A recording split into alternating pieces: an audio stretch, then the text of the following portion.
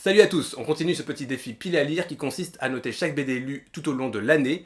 Le format change un petit peu, mais vous verrez. Pour ce qui est de ma pile du mois de mars, elle est assez épaisse et j'ai lu pas moins de 36 BD et je vous en parle tout de suite. Isola tome 1, vendu comme un mélange entre un Ghibli et un Game of Thrones avec une équipe créative qui a largement fait ses preuves, j'attendais beaucoup ce comics, mais peut-être un peu trop. J'ai lu pas mal de tome 1 ces derniers temps et j'étais un peu en manque de conclusion. C'était peut-être un petit peu posé, un peu tranquille.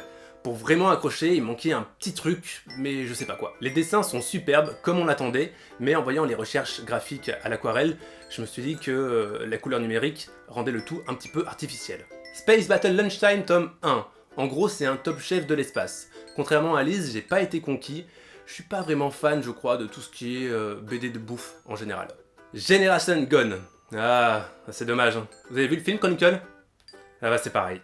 La première fois que j'ai vu les dessins du dessinateur, c'était dans le kiosque Secret Wars Spider-Man, et franchement, j'ai pas trouvé ça beau. En fait, son dessin correspond beaucoup plus au style de Generation Gone. Fait l'un pour l'autre, tome 1, quand un amoureux des chats veut être le disciple d'un maître chat pour entrer en communion avec des chats. Chat. PTSD.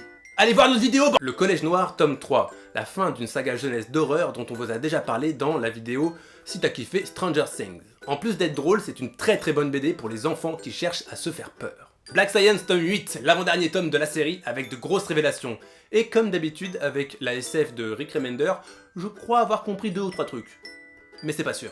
Irena tome 1, 2 et 3, c'est du génie. L'histoire vraie d'une femme qui a créé une organisation secrète pour cacher des enfants juifs pendant la Seconde Guerre mondiale. Ultra Laser tome 1. Vous avez vu notre vidéo sur le crowdfunding ? On vous a parlé de Cataract, un recueil de BD, et on retrouve un de ses dessinateurs sur Ultra Laser. Son style est plutôt reconnaissable, et c'est pas mal, à voir ce que ça va donner dans le tome 2. Blue Flag tome 1, un triangle amoureux au lycée, et qui l'aurait cru? Coup de cœur! Pourquoi est-ce que j'ai autant accroché? Je saurais pas vous dire, mais j'attends la suite. Le dernier Atlas tome 1, une équipe créative de génie avec une narration parfaitement maîtrisée et une histoire bien mystérieuse. C'est prévu en 3 tomes et c'est vraiment bien.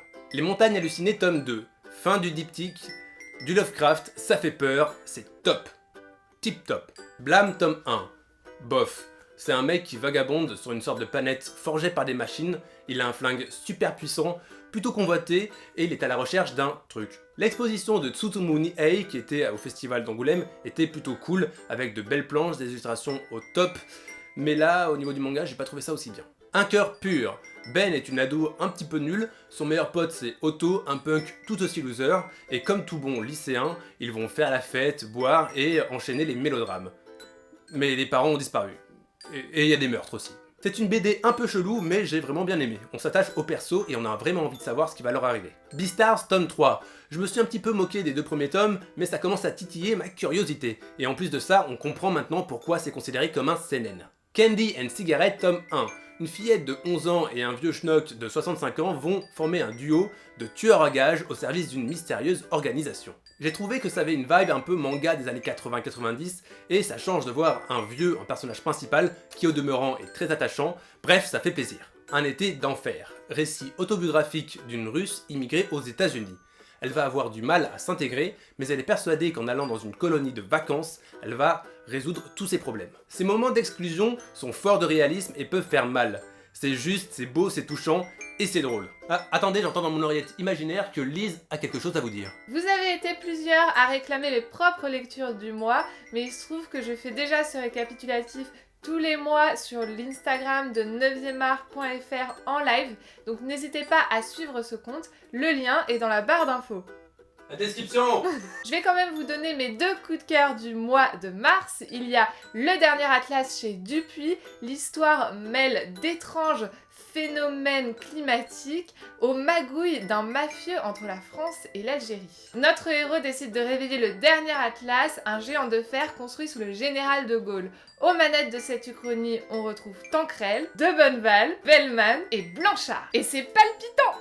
Et il y a également Blue Flag, mon petit coup de cœur manga de ces derniers temps. On suit l'histoire d'un lycéen qui décide d'aider un peu malgré lui une fille de sa classe à draguer le beau gosse du lycée.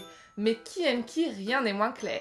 C'est trop mignon, les personnages sont hyper bien construits et ça donne à fond envie de lire la suite. Pour mes coups de cœur à moi, on va commencer par Les Montagnes Hallucinées tome 2. C'est toujours aussi passionnant et maîtrisé, que ce soit au niveau de l'édition, de l'histoire ou du dessin.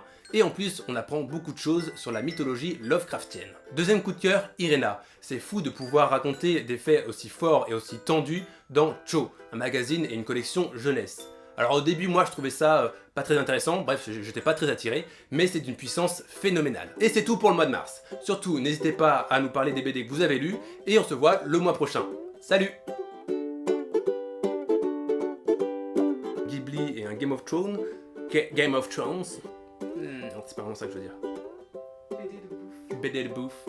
La première fois que j'ai vu les dessins du dessinateur, c'était dans le kiosque Secret Wars. Ça va?